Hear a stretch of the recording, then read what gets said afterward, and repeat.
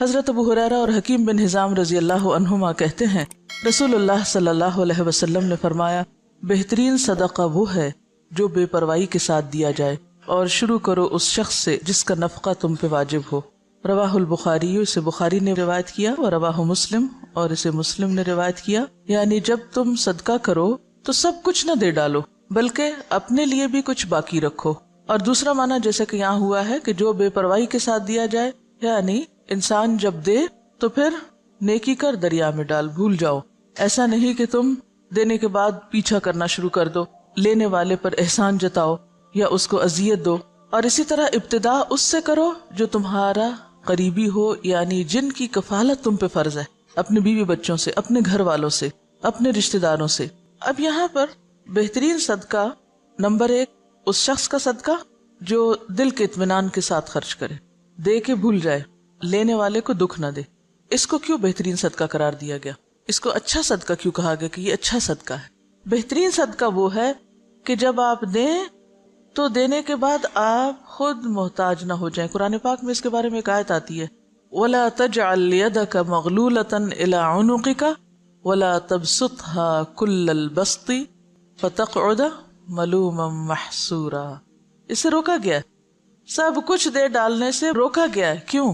فَتَقْعُدَ مَلُومًا مَحْسُورًا، ورنہ تم خود عاجز، محتاج، درماندے، ملامت زدہ ہو کے بیٹھ جاؤ گے، خود لوگوں کے آگے ہاتھ پھیلانے لگو گے۔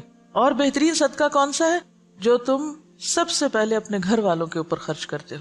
اب گھر والوں پہ خرچ کرنا فرض ہے، تو فرض کی ادائیگی پر اجر بھی زیادہ ہے۔ جب آپ باہر دینے لگے تو پہلے دیکھ لیں کہ گھر والوں کے پاس ہے یا نہیں۔ کچھ چیزیں ہیں جو عام حالات کے لیے ہیں اور کچھ ہیں جو خاص حالات کے لیے ہوتی ہیں۔ ہر حکم کے اندر استثنائی صورتیں موجود ہوتی ہیں۔ جیسے غزوہ تبوک کے موقع پر حضرت ابوبکر نے جب سب کچھ دیا تو وہ ایک ایمرجنسی کی کیفیت تھی۔ اس وقت دین کے جغرافیائی سرحدیں جو ہیں ان کی حفاظت بھی مقصود تھی۔ اگر اس وقت مال خرچ نہ کیا جاتا اور بیوی بچوں اور گھر کو دیکھا جاتا تو پھر اگر دین ہی باقی نہ رہتا تو باقی کیا باقی رہتا۔ تو ایک بڑی ضرورت آ گئی سامنے، اور بعض اوقات میں بھی بھوکا، دوسرا بھی بھوکا، لیکن دوسرے کی بھوک میری بھوک سے زیادہ ہے، دو ضرورتیں سامنے آ گئی، تو پھر کیا دیکھا جائے گا؟ کس کی ضرورت زیادہ ہے؟ تو وہاں خرچ کیا جائے گا۔ حضرت ابو مسعود رضی اللہ عنہ کہتے ہیں رسول اللہ صلی اللہ علیہ وسلم نے فرمایا کہ مسلمان جب اپنے اہل و عیال پہ خرچ کرتا ہے اور اس سے ثواب کی توقع رکھتا ہے تو یہ بھی اس کے لیے صدقہ ہی شمار ہوتا ہے۔ کتنی خوبصورت بات، کتنا خوبصورت ہے یہ دین۔ آپ اپنے فرائض ادا کریں لیکن احسان جتا کے نہیں۔ اپنے گھر والوں کو دے رہے ہیں لیکن ان پہ بھی احسان نہیں۔ بہت سے والدین کو دیکھا گیا کہ وہ بچوں کی تعلیم پہ اگر خرچ کرتے ہیں تو جینا حرام کر دیتے ہیں ان کا، تم پہ اتنا اتنا اتنا خرچ کر چکے ہیں۔ ایون اپنی اولاد کے ساتھ یا بیوی کے ساتھ بھی احسان کریں تو جتانا نہیں چاہیے۔ اور دوسری بات یہ ہے کہ اگر بچوں پر بھی آپ خرچ کرتے ہیں، اور خاص طور پر اگر ماں خرچ کرتی، کیونکہ باپ پر تو فرض ہے ہی، اس کو تو فرض ادا کرنے کا اجر ملے گا، لیکن اگر ماں محنت کر کے بچوں کو پال رہی ہے تو اس کے لیے دگنا اجر ہے، صدقے کا بھی اور قرابت داری کے حق کا بھی۔ اصل چیز کیا ہے پھر اجر کے اضافے میں؟ اصل بنیاد کس چیز کی ہے؟ نیت کی۔ آپ کوئی کام کیوں کر رہے ہیں؟ حضرت ابو ہریرہ کہتے ہیں کہ رسول اللہ صلی اللہ علیہ وسلم نے فرمایا کہ 1 دینار وہ ہے جو تو خدا کی راہ میں خرچ کرے، 1 دینار وہ ہے جس کو تو غلام آزاد کرنے میں خرچ کرے، 1 دینار وہ ہے جس کو تو مسکین پر صدقہ کرے، 1 دینار وہ ہے جس کو تو اپنے اہل پر خرچ کرے۔ ان سب میں اپنے اعتبار سے سب سے بڑا دینار وہ ہے جس کو تو اپنے گھر والوں پہ خرچ کرے۔ آپ سب کو ایک وعدہ کرنا ہوگا مجھ سے، سب بیٹوں والی مائیں اپنے بیٹوں کو یہ حدیث لفظ پڑھائیں گی۔ سب ساسیں جو اس وقت ساس بن چکی ہیں خاص طور پر بیٹوں کو یہ حدیث سنائیں گی۔ یہ قرض ہے آپ پر۔ آپ کو پتہ ہے بہت سے جھگڑے کہاں سے شروع ہوتے ہیں؟ کہاں سے شروع ہوتے ہیں؟ جب مرد حضرات اپنی ذمہ داری نہیں پوری کرتے۔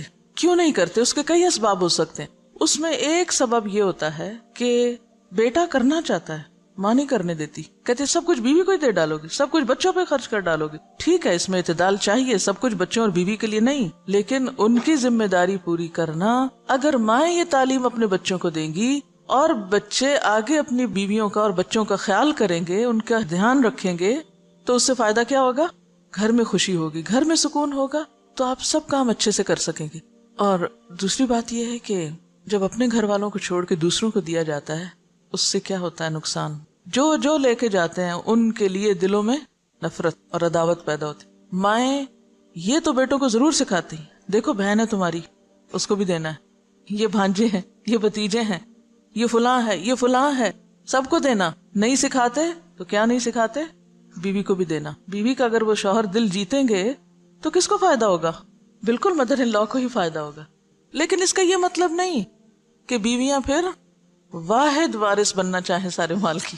دیکھیے مرد حضرات عام طور پر ان معاملات میں بیوی پہ بہت انحصار کرتے ہیں، وہ کہتے ہیں جدھر تم چاہو دے دو۔ اکثریت کو میں نے یہ دیکھا ہے، جو چاہو کرو۔ اب عورت کے ہاتھ میں ایک چیز آ گئی، اب ایک اور آزمائش، ہر نعمت آزمائش۔ اب اس پہ کیا فرض عائد ہوتا ہے کہ وہ سارا کچھ چھپا کے اپنے پاس ہی نہ رکھ لے۔ پھر اگین جب بہو پہ بات آتی ہے تو بہو اور بیٹی کے یا نند بھاوج کے آپس میں تعلقات کیوں خراب ہوتے ہیں؟ مثلا شوہر نے کچھ دیا، بہن کو نہیں دکھانا، چھپانا ہے، ساس سے بھی چھپانا ہے، اس سے بھی چھپانا ہے، اس سے بھی چھپانا ہے۔ اس کے کوئی وجوہات ہو سکتے ہیں، لیکن ان مسائل کو کم کرنے کے لیے اصل جو چیز چاہیے وہ دلوں کا بڑا ہونا ہے۔ جو لے جاتا ہے لے جائے، میرا حصہ کوئی بھی نہیں لے جا سکتا، میں نے انشور کرایا ہوا ہے، کوئی نہیں لے جا سکتا میرا، جو میرے حصے میں وہ آئے گا۔ اور اگر اللہ ہی نے نہیں لکھا میرے حصے میں، کسی کو دینے کی توفیق نہیں ہوگی، چاہے میں ٹکرے مار کے مروں، نہیں مل سکتا، لکھا ہی نہیں میری قسمت میں۔ تو اس لیے ان معاملات میں تھوڑی بے پرواہی کی بھی ضرورت، تھوڑی نہیں بلکہ بہت، دلوں کی وسعت کی بھی ضرورت ہے۔ شوہر رازق نہیں ہوتے، رازق کون ہے؟ اللہ۔ اگر وہ ہمیں دینے کی بجائے ماں کو دے رہے ہیں، بہن بھائیوں کو دے رہے ہیں، باہر کہیں دے رہے ہیں، تو اس پہ بہت جلنے کوڑنے کی ضرورت نہیں۔ جو آپ کا ہے وہ آ جائے گا، جو اللہ نے آپ کے لیے لکھا ہے وہ کہیں سے بھی آئے گا۔ تو جب تک ہم بھروسہ اللہ کی ذات پہ نہیں کریں گے نا تو بات نہیں بنے گی۔ یاد رکھیے کوئی بھی اصلاح ہو نہیں سکتی جب تک کہ دو طرفہ، دونوں طرف سے دل نہ بڑا کیا جائے، دونوں فرائض ادا کرنے میں نہ لگ جائے۔ اگر دونوں حقوق مانگنے میں لگ گئے تو مسئلہ خراب ہوگا۔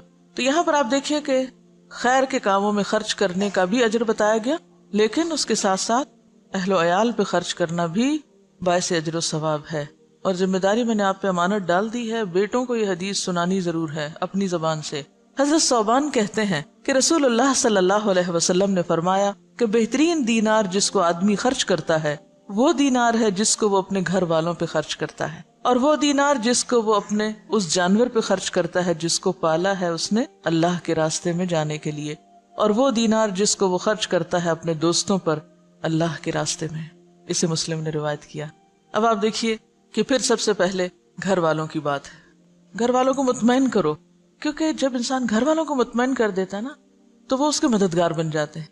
جب وہ مددگار ہو جاتے ہیں تو ان سے بہتر مددگار پھر کوئی نہیں ہوتا، آپ کے لیے زندگی آسان ہو جاتی ہے۔ اور آپ نے دیکھا ہوگا اکثر کہ اگر گھر کے اندر چخبخ ہے، گھر کے اندر کھینچا تانی ہے، تو آپ باہر کتنا بھی سکون کا وقت گزار کے آئیں، جب تک گھر میں سکون نہیں تو زندگی بیکار ہے۔ گھر میں سکون لینے سے نہیں دینے سے آتا ہے۔ آپ دینے والے بن جائیں، خدمت کرنے والے بن جائیں، محبت کرنے والے بن جائیں، دینے والے بن جائیں، تو آپ دیکھیں گے کہ بہت ساری خوشیاں جو آپ کروڑوں میں نہیں خرید سکتے وہ آپ کے حسن سلوک سے آپ کو ملنے لگیں گی، آپ کی بے نیازی سے آپ کو ملنے لگیں گی، آپ کے اللہ پہ توکل اور بھروسے کی وجہ سے آپ کی طرف پلٹیں گی۔ تو یہاں پر آپ دیکھیے کہ سب سے افضل دینار گھر والوں پہ خرچ کرنا۔ آپ نے گھر والوں کو کھلا دیا، پلا دیا، ضرورت کی چیزیں دے دی، پوری کر دی، وہ مطمئن ہے۔ اب آپ نکلیے باہر جانے کے لیے سواری چاہیے، اور سواری اللہ کے دین کے لیے۔ آج کل کوئی دابہ یعنی کوئی جانور وغیرہ، جیسے گھوڑا گدھا تو نہیں ہوتا، لیکن گاڑیاں شاید گھوڑوں گدھوں سے بھی زیادہ خرچہ مانگتی ہیں۔ ہر تھوڑے دن کے بعد پیٹرول کی قیمت اوپر چلی جاتی، جب اوپر جاتی تو آپ سوچتے ہیں اوہ میرا فلاں اور فلاں وزٹ، اس کا کیا بنے گا؟ پہلا خیال یہ نہیں آتا گھر کے کاموں کا کیا، پہلا یہ آتا اوہ اب تو شاید میں پڑھنے نہ جا سکوں، اب تو شاید میں فلاں جگہ درس پہ نہ جا سکوں، پیٹرول بہت مہنگا ہو گیا۔ اب یہ جو آپ صدقہ باہر ادھر ادھر کرتے رہتے ہیں، وہ صدقہ اپنے ہی گاڑی میں کریں، یا گاڑی کی مرمت، آپ کو پتا ہے کہ گاڑی کی مرمت بھی پھر ہزاروں مانگتی ہے، اسی گاڑی پہ لگائیں۔ اگر آپ کو کسی اور کو دینے کی نہیں بھی فرصت ملی تو جو گاڑی آپ اللہ کے راستے میں استعمال کر رہے ہیں وہ پیٹرول کھائے یا موبائل یا پھر مرمت، سی این جی، واٹ ایور، وہ کیا ہے؟ فی سبیل اللہ، صدقہ ہے۔ گاڑی پر لگانا صدقہ ہے، اور اگر آپ صدقے کی نیت سے لگائیں گے کہ یا رب یہ سواری اللہ کے راستے میں مجھے دور دور لے جاتی ہے تو بہترین صدقہ ہے۔ اور پھر اور بھی اچھا اگر اس گاڑی پہ آپ کچھ اور لوگوں کو بھی سوار کر لیں یا کسی کو دے دیں استعمال کے لیے۔ وَدِينَارٌ يُنْفِقُهُ عَلَىٰ أَصْحَابِهِ فِي سَبِيلِ اللَّهِ، اب جب آپ اللہ کے راستے میں نکلتے ہیں تو اکیلے کہاں نکلیں گے؟ اکیلے تو نہیں نکل سکتے، ساتھ ہوں گے نا ساتھی. جب ساتھی ساتھ ہوں گے، کسی کو کھانا چاہیے، کسی کو سواری چاہیے، کسی کو کتاب چاہیے، کسی کو کچھ چاہیے. پہلے گھر والوں کو مطمئن کیا، پھر راستے کا انتظام کیا، پھر جہاں گئے وہاں جو آپ کے ساتھی ہیں ان کی ضروریات کا خیال رکھا. بہترین صدقہ. آپ کو حدیث یاد ہے جس میں آتا ہے کہ بندوں کی محبت اگر چاہیے تو کیا کرو؟ جو کچھ بندوں کے ہاتھ میں ہے اس سے بے نیاز ہو جاؤ. بندے تم سے محبت کرنے لگیں گے، اور جب تک تم بندوں کے ہاتھ کی چیز کے پیچھے پڑے رہو گے محبت نہیں ملے گی ان سے. اور ونس وہ محبت کرنے لگ جائیں تو پھر آپ دیکھیں ان سے آپ کچھ بھی کروا سکتے ہیں، پھر مشکل نہیں ہوگا. ہم گھر والوں سے کھینچا تانی جب رکھتے ہیں تو نتیجتاً نہ وہ ہماری مانتے نہ ہم ان کی مانتے ہیں. تو گھروں کی کشمکش دور کرنا ضروری ہے، اور اس کے لیے مال اہم کردار ادا کرتا ہے. جو دینے والے نہیں ان کو دے کر سکھائیں. بعض لوگوں کو دینا آتا ہی نہیں، سیکھا ہی نہیں، بچپن سے ہی بخل پہ ٹریننگ ہے. اور سب سے بڑی بات ہی نا کہ اگر ماں باپ صرف یہ چند حدیثیں بھی بچوں کو سکھا دیں، بچپن میں ہی ذہن میں ڈال دیں، تو آپ دیکھیں گے کہ بڑے ہو کر وہ دل اتنے تنگ نہیں رہیں گے. اور جب ماں باپ ہی یہ سکھائیں کہ نہیں بس جمع کرو، اکٹھے کرو، بچاؤ، کسی کو دینے کی ضرورت نہیں، پہلے اپنا آپ دیکھو، کیونکہ عموماً تو ٹریننگ اسی ڈھنگ پہ ہوتی ہے نا، تو پھر بڑے ہو کر عادت ہی نہیں ہوتی دینے کی. لہٰذا گھروں کے اندر ایک مسلسل جنگ کی کیفیت رہتی، رونا دھونا باقی رہتا ہے. عملی طور پر بچوں کے ہاتھ سے دلوانا شروع کریں، بہن بھائیوں کو دلوائیں، کیونکہ عام طور پر فقیر کو پھر بھی دے دیتے ہیں بچے، لیکن بہن بھائی کو چیز نہیں دیں گے. تو بہن بھائیوں میں شیئرنگ کی عادت ڈالیں، یہ چیز تمہارے لیے اور یہ چیز سب کے لیے. ہمارے والد جب کوئی چیز گھر میں لاتے تو بچوں سے کہتے سب کو تقسیم کرو، کوئی ڈرائی فروٹ ہو، کچھ بھی، تو کہتے اچھا آج فلاں تم ادھر آؤ، سب کو دو. اس سے دینے کی عادت پڑتی اور اپنوں کو دینے کی عادت پڑتی، ورنہ انسان اپنوں کو دینے میں بعض اوقات زیادہ بخیل ہوتا ہے. دسترخوان سے یہ ٹریننگ شروع کی جائے. ہمارے والد ہمیں کہتے تھے کہ عید تمہیں رمضان میں مل جائے گی، کیونکہ رمضان میں ثواب زیادہ ہوتا ہے، تو میں تم لوگوں کو عید رمضان میں دینا چاہتا ہوں. ہمیں ہمیشہ عید ایک دن پہلے مل جاتی تھی، 2 دن پہلے.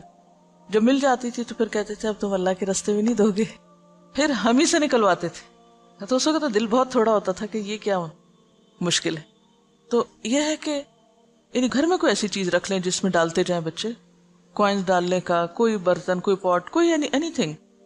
اور پھر جب وہ بھر جائے تو پھر جا کے خود اپنے ہاتھ سے خرچ کریں، یعنی اللہ کے راستے میں دیں، جہاں بھی دلوانا ہو آپ کو.